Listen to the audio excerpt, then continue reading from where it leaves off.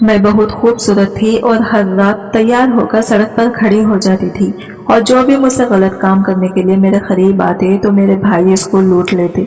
इसी तरह करते करते हम लखपति हो गए। एक रात एक औरत ने मुझे देखकर गाड़ी रोकी। जो ही मेरे भाई इसे लूटने के लिए इसके करीब गए तो वो बेतहाशा हंसने लगी और कहने लगी कि मैं तुम्हें हर रोज 5 लाख दूंगी अगर इस लड़के को मेरे पास भेज दोगे तो। इसने पैसों से भरा बैग मेरे भाई के हाथ में थमाया और मेरे भाई ने लालच में आकर मुझे इस औरत के साथ भेज दिया। मैं बहुत घबराई हुई थी, लेकिन वो मुझे सर्द खाना ले गई और बर्फ में अपनी तैयारियां में गुम थी। मैंने अपना एक अच्छा सा जोड़ा निकाल कर पहना और थोड़ा मेकअप भी किया। मैं सच संवर कर खुद को एक नजर आईने में देखा तो मैं इतनी खूबसूरत थी कि मुझे अपने आप पर यकीन नहीं हो रहा था, और इस खूबसूरती को देखकर मैं बहुत खुश हो गई थी। मैं खुद ही अपनी नजर उतारने लगी और बिस्तर पड़ा दुपट्टा उठाकर अपने शानुओं पर डाला और घड़ी देखा तो रात का 1 बज रहा था। इस वक्त मैं काम पर निकलती थी। मेरे दोनों भाइयों अपने साथ लेके बाहर सड़क पर निकल पड़ी। इलाका पूरा सुनसान था। सड़क पर तो 1-2 गाड़ियां बड़ी तेजी से गुजर रही थी और मैं छुपते छुपाते एक सुनसान सड़क पर जा पहुंची। अब मेरी नजर मोटरसाइकिल से आते एक नौजवान पर पड़ी। वो अकेला आ रहा था। मैं थोड़ा सामने जाकर खड़ी हो गई ताकि ये मुझे अच्छी तरह से देख सके। वो कुछ करीब आया तो मैंने इसे इशारा किया। वो फौरन ही गाड़ी को रोककर मेरे करीब आया। ये मेरे इर्द गिर्द देखा और मेरी तरफ किसी को ना पाकर मुतमईन हो गया, और वो मुझे ऊपर से लेकर नीचे तक मुझे घूर घूर कर देख रहा था। कितना लेगी एक रात का? तो मैं गाल पर उंगली रखे सोचने लगी। ये मेरे भाइयों को बुलाने का इशारा था जो एक बड़े झाड़ के पीछे छुपे हुए थे। मैंने इस आदमी को अपने अदाएं दिखाकर फंसा लिया था। मैंने इस आदमी को अपनी अदाओं और बातों में ऐसा उलझाया कि इसे मालूम ही ना हुआ कब मेरे भाई दरख्त के ऊंट से निकलकर इसके सर पर पहुंच गई और इसकी कनपटी पर पिस्टल रख दिया। मेरा नाम अंबर है। मेरे खानदान में मेरे अलावा 4 भाई थे। माँ बाप का कब इंतकाल हुआ मुझे कुछ मालूम न था। मेरे 2 भाई मेरे साथ बहुत अच्छे और प्यार मोहब्बत करने वाले थे, जबकि बाकी 2 भाई उखड़े मिजाज, सख्त और गुस्से वाले थे। वो मुझसे ज्यादा बातचीत करना पसंद ना करते, बल्कि इनका आपस में इन 2 भाइयों से भी झगड़ा रहता जो मुझसे हमदर्दी और मुझसे बात करते थे। मैं अपने भाइयों के रवैये पर हैरान थी और मुझे इन 2 भाइयों के उखड़े रहने की वजह भी समझ में ना आती। हम सब बहन भाई ऊपर नीचे के थे। हमारी उम्र में ज्यादा फर्क न था। मुझसे बड़े 2 भाई मेरे साथ ही घर में रहा करते। वो कोई काम धंधा नहीं करते थे, बल्कि लूट मार कर किया करते। मैं इस मकसद में इनका पूरा पूरा साथ देती। मैं तैयार होकर बाहर सड़क पर निकल जाती। लोग मेरी तरफ मुतवज्जा होते और जो भी मेरी तरफ चला आता वो मेरे भाइयों की पकड़ में आ जाता। मेरे भाई पिस्टल इसकी कनपटी पर रखकर इसका सारा माल लूट लेते। कभी अगर अच्छी रकम हाथ लग जाती तो हमारी रोज बरोज पार्टी चला करती। मैं अपने भाइयों से जो फरमाइश करती वो पूरी करते जाते। खाना पीना तो हम अक्सर बाहर से मंगवाते थे। जिंदगी में ऐशे ही ऐश थे। मुझे भी अब इस काम की आदत पड़ गई थी। मुझे तो मालूम भी ना था कि मैं यह काम कितने अरसे से कर रही थी। शायद जब से होश संभाला था तब से इसी धंधे में मुलविस थी, और इस धंधे में डालने वाले मेरे अपने भाई थे। अब तो मैं इतनी आदी हो गई थी कि मुझे डर भी न लगा करता, और मैं आधी रात को सुनसान सड़कों पर फिरा करती। मुझे इस काम में मजा आने लगा था और मुफ्त के पैसे भी हाथ आ जाया करते, जिससे मैं सारा दिन ऐश करती। कुछ ऐसा लोग भी मिलते जिनकी गाड़ी तो बड़ी होती मगर इनके पास से कुछ ना निकलता, जबकि कभी कभार मोटरसाइकिल या पैदल चलने वालों के पास से अच्छी खासी रकम हाथ लग जाया करती थी। हम हर बार अपना ठिकाना बदल लिया करते थे ताकि पकड़े जाने का खदशा कम से कम हो। हम कई सालों से यह काम कर रहे थे मगर आज तक पकड़े ना गए थे। मैं तो मेकअप से ही अपना चेहरा काफी हद तक बदल लिया करती, जबकि मेरे भाई अपने चेहरे पर मास्क या रुमाल का इस्तेमाल करते जिससे इनका चेहरा छुप जाता और इसी तरह हमें कोई पहचान ना सकता। हमें ये धंधा करते हुए ना जाने कितने साल गुजर गए थे। मुझसे छोटे 2 भाई कबीर और सुल्तान थे। वो दोनों किसी दूसरे शहर में पढ़ रहे थे और हॉस्टल में रहा करते थे, मगर इन वैसा तो वो दोनों हमारी इस काम के सख्त खिलाफ की पढ़ाई का खर्चा भी हम तीनों बहन भाई ही मिलकर उठा रहे थे। कबीर और सुल्तान की ना तो मेरे बड़े 2 भाइयों से बनती और ना मुझसे बनती। वो आते जाते मुझे आंखें दिखाते और गुस्से से मुझे देख के मुंह में ना जाने क्या बड़बड़ाते। मैं समझने से खासियत थी कि इन्हें मुझसे किस बात की दुश्मनी है, जबकि यह धंधा मेरे बड़े 2 भाइयों ने शुरू किया था और उन्होंने मुझे इस काम में मुलविस किया था। خیر مجھے بھی ان کی زیادہ پرواہ نہ تھی، کیونکہ وہ ہمارے ساتھ ہمارے گھر میں نہ رہا کرتے، بلکہ وہ ہاسٹل میں رہتے اور کبھی کبھار ہی گھر کا رخ کرتے۔ پہلے پہل تو انہیں ہمارے اس دھندے کے بارے میں معلوم نہ تھا، مگر پھر نہ جانے انہیں آہستہ آہستہ کیسے پتہ چل گیا۔ تب سے لے کر اب تک وہ ہمارے گھر بہت ہی کم آتے۔ انہوں نے پچھلی دفعہ بھی 6 مہینے پہلے چکر چلایا تھا، جبکہ اس کے بعد وہ دوبارہ مڑ کر نہ آئے۔ مجھے بھی ان کے وجود کی غیر موجودگی سے کوئی خاص فرق نہ پڑا تھا، کیونکہ جب بھی وہ گھر میں ہوتے تو گھر میں لڑائی جھگڑے اور فساد برپا ہوتا۔ وہ ہمارے ہر کام میں نقص نکالتے اور میرے بھائیوں کو سمجھانے کی پوری کوشش کرتے، مگر میرے بھائی کے دلوں پر تو ایسی مہر لگ چکی تھی کہ ان کے کانوں پر چھوٹے بھائیوں کی نصیحت کا کوئی اثر نہ ہوتا اور وہ لوگوں کو لوٹنے کے نئے سے نئے طریقے سوچنے لگتے۔ میں اپنے بھائیوں سے صرف ایک مہرہ تھی۔ وہ اپنا جال پھیلانے کے لیے مجھے کاٹنے پر گئی، مچھلی طور پر استعمال کرتی اور میں بھی خوشی خوشی استعمال ہو جایا کرتی۔ آخر اپنے بھائیوں کے کام میں ان کا ساتھ دینا میرا فرض بنتا تھا۔ یہ دیکھ میں تیرے لیے کیا لے کر آئی ہوں، میں نجمہ کے گھر داخل ہوتے ہی اونچی آواز میں بولی۔ وہ صحن میں ہی کسی کام میں مشغول تھی، مجھے دیکھتے ہی میری طرف چل آئی۔ کیا لے کر آئی ہے دکھا۔ میں نے اپنی بند مٹھی کھولی تو اس میں چمکتا ہوا پیارا سا براسلیٹ موجود تھا۔ نجمہ براسلیٹ دے کر بے تحاشا خوش ہو گئی۔ اسے ہاتھوں میں رنگ برنگی چیزیں پہننے کا بہت شوق تھا۔ کل میں بازار سے اپنے لیے براسلیٹ لینے گئی تو میں نے ویسا ہی نجمہ کے لیے بھی خرید لیا۔ یہ ہماری دوستی کی نشانی ہے، میں نے براسلیٹ اس کے ہاتھ پہ پہناتے ہوئے کہا، تو وہ بے تحاشا خوش ہو گئی۔ میں چونکہ پورا دن فارغ ہی ہوتی تھی، لہٰذا میں نجمہ کی طرف چلی جایا کرتی تھی۔ نجمہ میری واحد سہیلی تھی جو ہمارے محلے سے کچھ فاصلے پر رہا کرتی۔ اس کی اور میری دوستی اچانک ہی ہو گئی تھی۔ ایک دن میں گلی سے گزر رہی تھی تو مجھے ٹھوکر لگی اور میں نیچے گر گئی۔ نجمہ نے آگے بڑھ کر مجھے اٹھایا، وہ مجھے چھوڑنے گھر تک آئی۔ اسی دن ہماری دوستی کی آج شروعات ہو گئی تھی۔ وہ بھی دیکھنے میں بہت پیاری تھی، مجھے اس کے گھر جا کر بہت سکون ملتا۔ اس کی اماں مجھے بالکل اپنی اماں کی طرح چاہتی۔ شاید میری زندگی میں ماں کی کمی تھی، اس لیے مجھے اس کے گھر جانا اچھا لگتا۔ حالانکہ میرے بھائی مجھے باہر جانے سے منع کرتے اور کہیں بھی نہ جانے دیتے، مگر میں پھر بھی کسی نہ کسی طرح نکل جاتی۔ وہ خود کون سا سارا دن گھر میں ٹکتے تھے، ان کی غیر موجودگی میں بھی گھر سے باہر نکل جایا کرتی، اور مجھے کہاں جانا تھا یا تو میں بازار جا کر چیزوں کی خریداری کرتی یا پھر میں نجمہ کے گھر چلی آتی۔ میرے بھائیوں کو اس بارے میں کچھ معلوم نہ تھا کہ میں نجمہ کے گھر جاتی ہوں۔ نجمہ اکثر میرے گھر آ جایا کرتی۔ میرے بھائی اسے مشکوک نظروں سے ضرور دیکھا کرتے، مگر منہ سے کچھ نہ کہتے۔ مجھے بھی تفریح کا پورا حق تھا۔ ایسے میں ایک نجمہ کی طرف میں نہ جاتی تو سارا دن اکیلی گھر میں رہ کر بور ہو جاتی۔ مجھے اپنے بھائیوں کے رویے پر حیرانی ہوتی تھی کہ وہ رات کو تو مجھے گلیوں میں پھرنے اور باہر نکلنے کی اجازت دیتے، جبکہ دن میں وہ چاہتے ہیں کہ میں گھر میں ہی ٹھہری رہوں۔ وہ ویسے ہی کچھ عجیب و غریب تھے، بلکہ ہم سب ہی کچھ الگ قسم کی زندگی گزار رہے تھے، لہٰذا اب میں نے کسی بھی کام پر حیران ہوا چھوڑ دیا تھا۔ میری زندگی شروع سے ہی ایک انوکھے طرز پر گزری تھی۔ حالات جس طرف مجھے لے گئے میں جاتی رہی تھی۔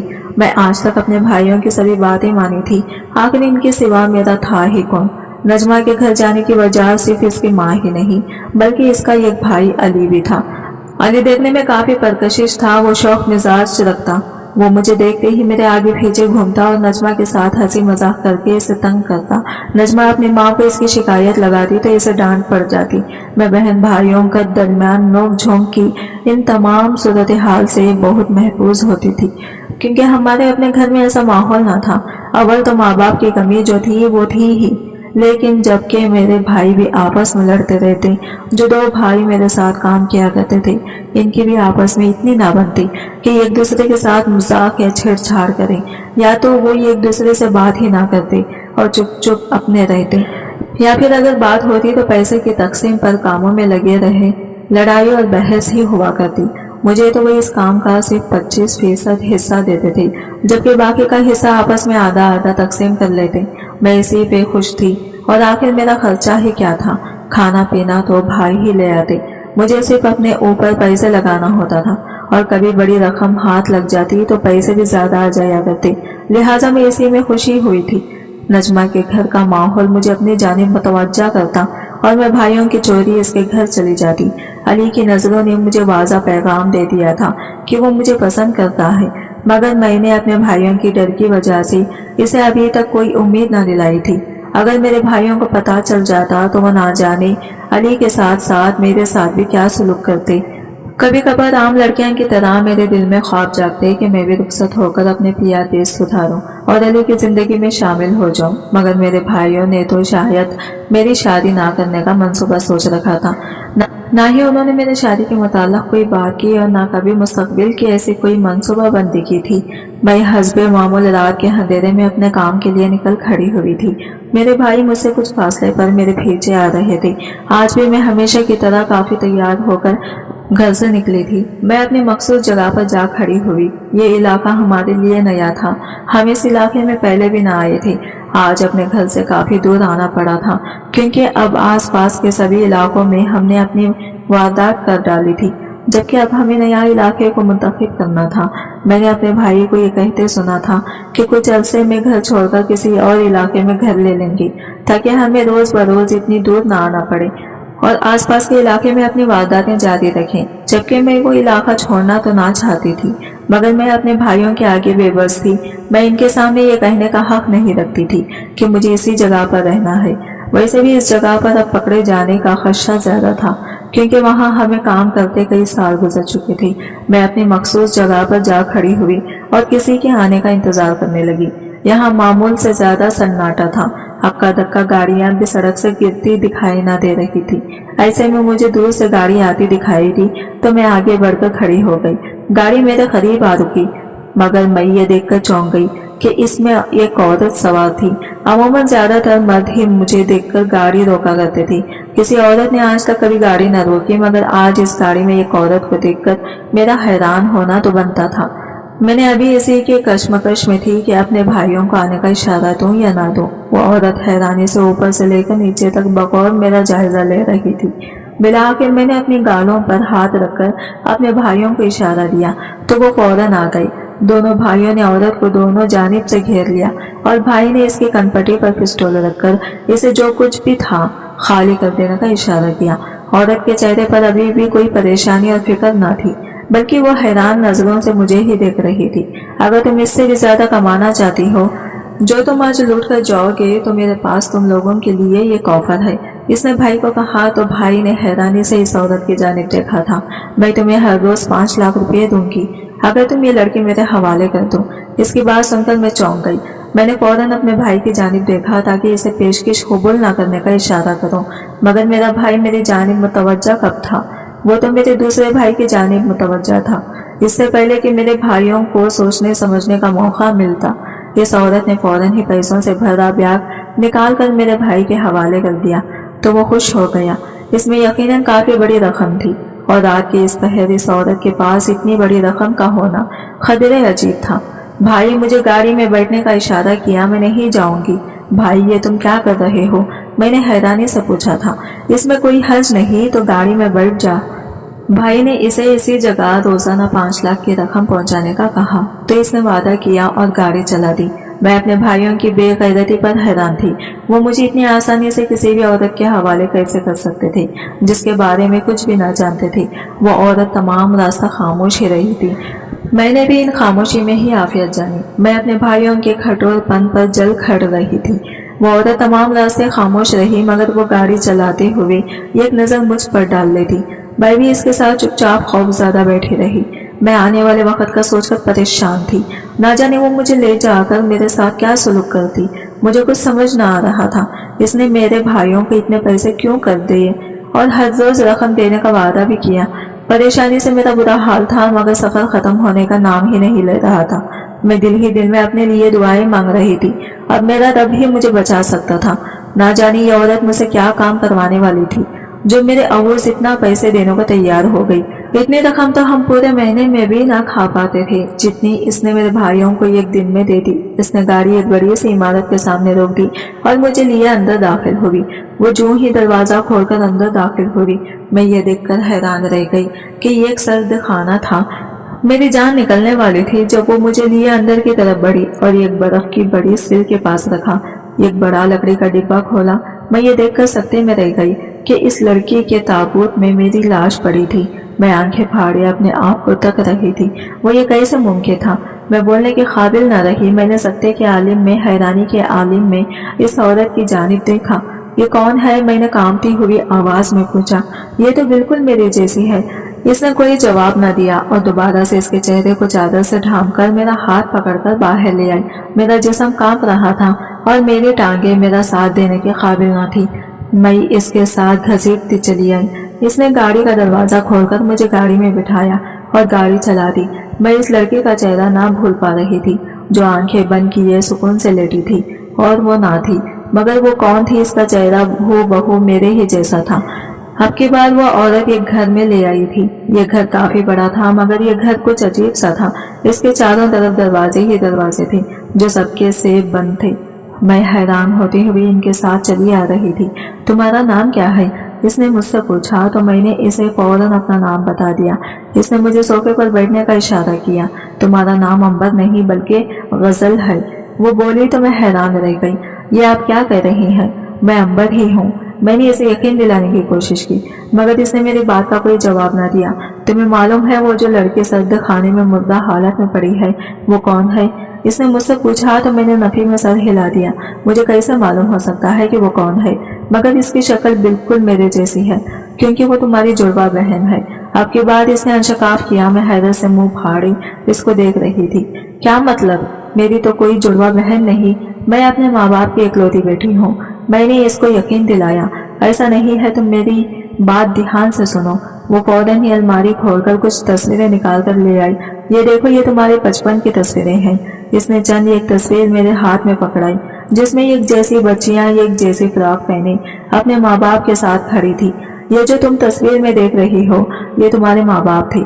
इसने बताया तो मैंने हैरानी से इसे देखा। मैंने अपने माँ बाप को तस्वीरों में देख रखा था, जो कि इनसे बिल्कुल मुख्तलिफ थे। ये सब क्या हो रहा था? मुझे कुछ समझ में न आ रहा था। आप कौन हैं? आपके मैंने नहस से भरपूर लहजे में पूछा तो वो बोली, मैं तुम्हारी बड़ी बहन हूँ। ये देखो, ये मैं हूँ। इसने एक तस्वीर की तरफ इशारा करके मुझे बताया, जिसमें तो एक जैसी बच्चियां से कुछ बड़ी लड़की खड़ी दिखाई दी। मेरा नाम सरिया है। हम 3 ही बहनें थी। हमारे अब्बा महकमा पुलिस में काम करते थे। वो एक ईमानदार ऑफिसर थे। इनका काम मुजरिमों को गिरफ्तार करवाना और इनको सख्त से सख्त सजा दिलवाना था। वो किसी भी मुजरिम को किसी कीमत पे ना बख्शते। बहुत से लोग इनको रिश्वत देने की कोशिश करते ताकि इनके किए जुर्म पर पर्दा पड़ा रहे, मगर अब्बा ने कभी किसी से रिश्वत ना ली थी और अपनी ईमानदारी को हमेशा कायम पे कायम रखा था।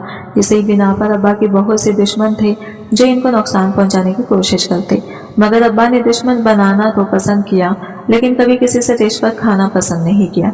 तुम दोनों अभी छोटी ही थी कि एक बार कुछ लोगों ने हमारे घर पर हमला कर दिया और उन्होंने अब्बा को गोली मार दी। इत्तेफाक से इस वक्त मैं और अम्मा घर पर ना थी। डाकू का गुस्सा अब्बा को गोली मारकर भी कम ना हुआ और वो जाते हुए तुम्हें अपने साथ उठाकर ले गई, जबकि तुम्हारी जुड़वा बहन किनोल डर के हमारे बिस्तर के नीचे छुप गई थी। वो शायद इनको दिखाई ना दी थी। अम्मा और मैं वापस लौटे तो घर का मंजर देखकर हैरान रह गई। अब्बा की मौत और तुम्हारे अगवा हो जाने से अम्मा को बहुत गहरा सदमा पहुंचा। मैं बेराज सदमा पहुंचा। मैं इस वक्त इतनी बड़ी थी कि तमाम सूरत हाल समझ सकती, मगर किनोल बहुत छोटी थी। इसे अंदाजा न था कि हमारे ऊपर क्या क़यामत बीत गई थी। एक दिन मैं ही हमारी दुनिया अंधेरा हो गई। अब्बा का साया सर से उठ गया। वो दुश्मनों की गोली का शिकार हो गई। हमारी बहन हमसे बिछड़ी गई। हमारे रिश्तेदारों ने अम्मा का बहुत साथ दिया और तुम्हें ढूंढने की बहुत कोशिश की, मगर मुजरिमों का सुराग तक ना मिल सका। मामू अम्मा को अपने साथ अपने शहर ले गए और हमने एक नई जिंदगी शुरू की। किनोल के सामने हमने अब्बा की हादसाती मौत और तुम्हारी गुमशुदगी का जिक्र ना किया, क्योंकि अम्मा और मैं नहीं चाहते थे कि इसके जहन पर कोई दबाव पड़े। अब्बा की तरह मेरी भी ये ख्वाहिश थी कि मैं भी पुलिस में जाऊं और मुजरिमों का मुकाबला करूं, खास तौर पर इन लोगों से जरूर बदला लूं जो अब्बा की मौत के जिम्मेदार थे। लिहाजा मैंने अपनी पढ़ाई मुकम्मल करके पुलिस की नौकरी में शमूलियत इख्तियार कर ली, जबकि मेरी छोटी बहन किनोल को भी मुझे देखकर शौक पैदा हुआ और वो ये खुफिया एजेंट बन गई। वो इन मुजरिमों का सुराग लगाने में मेरी मदद करती और हमारी पूरी टीम छापा मारकर मुजरिमों को गिरफ्तार कर लिया करती थी। एक रात एक मिशन के दौरान इसने रात के अंधेरे में तुम्हें सड़क पर खड़े देखा। वो अपने जैसी लड़की को देखकर चौंक गई, मगर वो चूंकि एक मिशन पर थी, लिहाजा इसके पास इतना वक्त न था कि वो तुम्हारी तरफ तवज्जो देती। इसने अपना मिशन जारी रखा। एक दिन इसने बातों ही बातों में जिक्र किया कि इसने बिल्कुल अपनी जैसी लड़की देखी थी तो मैं चौंक गई। मैंने इसे बताया कि इसकी एक जुड़वा बहन थी जिसको बचपन में अगवा कर लिया गया था। मुझे लगा था कि डाकू ने तुम्हें कहीं मारकर फेंक दिया होगा, मगर किनोल की बात सुनकर मेरी उम्मीद जागी और मैं तुम्हारी तलाश में निकल खड़ी रही। मगर मुझे तुम दोबारा इस इलाके में भी दिखाई न दी जिसके बारे में किनोल ने बताया था। मैं दिन रात तुम्हारी तलाश में रहती थी, मगर मुझे तुम्हारे बारे में कुछ भी मालूम न हुआ। बिला आखिर किनोल ने तुम्हारा सुराग लगा लिया। इसने कुछ ऐसा तुम्हारी जासूसी की। इसने मुझे तुम्हारे बारे में जो बताया वो सुनकर मैं चौंक गई। तुम अपने भाइयों के साथ रहा करती और रात को तुम सब मिलकर वारदातें किया करते। वो लड़के यकीनन इसी मुजरिम के बच्चे थे जिसने बाबा को मार डाला था। मैंने इसके बारे में भी पता लगवा लिया। वो काफी अर्सा पहले ही पुलिस मुकाबले में मारा गया था। मैं पुलिस ऑफिसर थी। मैं तुम्हें और तुम्हारे भाइयों को आसानी से गिरफ्तार कर सकती थी। मैंने सोच रखा था कि मैं तुम्हें गिरफ्तार करके तुम्हें तुम्हारे जुर्मों की सजा दिलवाऊंगी और इसके बाद तुम्हें घर लाऊंगी, मगर किनोल की अचानक मौत से मैं बहुत ज्यादा टूट गई। वो एक मिशन पर थी। इसने अपना मिशन कामयाबी से मुकम्मल किया और बहुत से खतरनाक मुजरिमों को पकड़वा दिया, मगर मुजरिमों के कुछ साथी पुलिस की गिरफ्त से बच गए जिन्होंने बदला लेने की खातिर किनोल को मार डाला। मैं किनोल की लाश देखकर बेहद परेशान थी।